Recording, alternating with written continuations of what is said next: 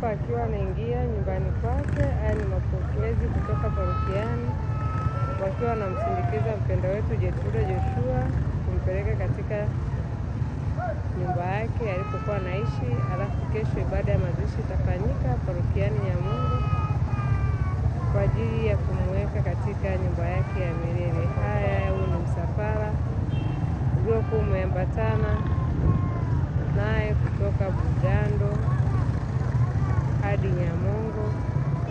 Tulipita parokiani kwa ajili ya ishara ya mwisho ya mapokezi ya kiibada. Baada ya hapo, msafara huu umeambatana na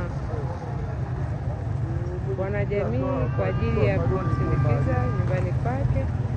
Alafu kesho atarudishwa parokiani kwa ajili ya ibada zaidi.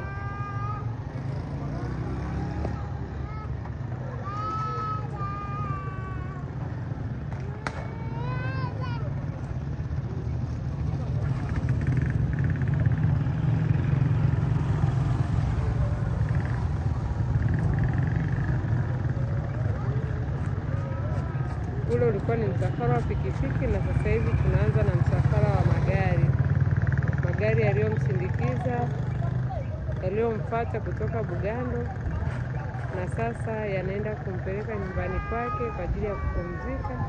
Kesho atarudi parokiani kwa ajili ya ibada.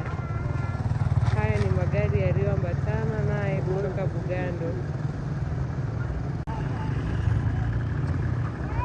Kama unavyoona, Wananyamongo wamejitokeza kwa wingi kwa ajili ya kupokea mpendwa wetu,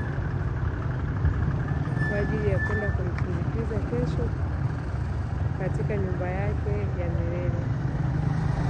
Hawa ni wanajamii ya Nyamongo na wengine waliotoka Mwanza, wengine wametoka Tarime, wengine wametoka Msoma. Wote hawa ni kwa ajili ya kuja kumsindikiza dada yetu Jetruda, ambapo kesho tarehe 16 ataenda kupumzishwa katika nyumba yake ya milele katika parokia ya Nyamongo, parokia ya Mtakatifu Rafael Malaika Mkuu Nyamongo. Kutakuwa na ibada ambayo itaongozwa na Askofu Michael Msongazira kutoka jimbo la Msoma.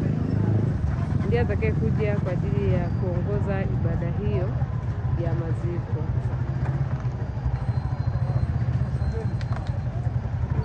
Na kama mnavyoona, magari ni mengi, bado yanazidi kuja. Wengine watakuwa wamepaki kule nyuma kutokana na eneo kwamba ni dogo, haliwezi kutosha kwa ajili ya gari zote kupaki. Hivyo naamini kuna gari zingine zitapaki huko nyuma, hazitaweza kujiongea katika mahala hapa. Tutakaoziona ni gari chache tu ambazo zimepata nafasi ya kuweza kuja kufika huku kupaki. Gari ni nyingi mno, zingine zinabaki kule kwa ajili ya sehemu ya kupaki hairuhusu.